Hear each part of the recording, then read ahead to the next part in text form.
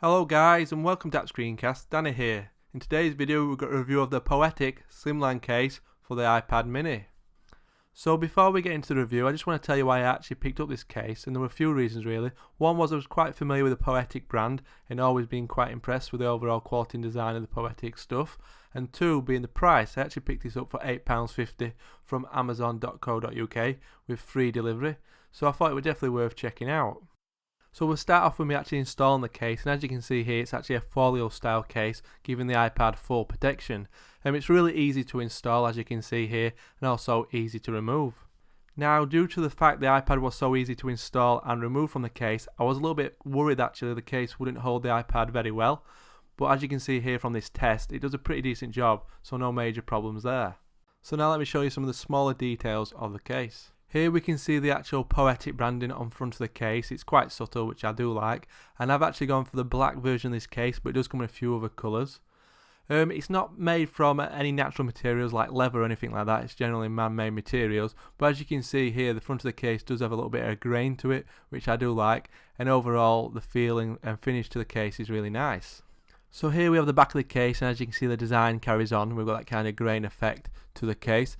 You can see kind of the hard shell there as well around the sides. This is how the iPad actually clips into the case, and obviously where it gets most of its protection from.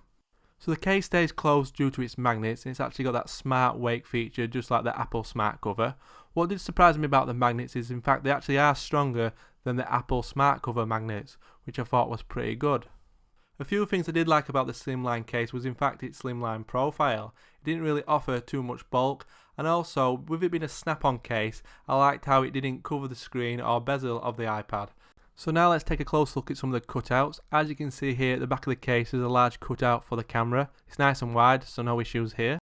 At the bottom of the case you'll see there's a large cutout for the speakers and lightning connector. At the top of the case you'll see there's a cutout for the audio jack, the microphone and also the power button. On the right side you'll see the cutout for the volume controls and the mute switch.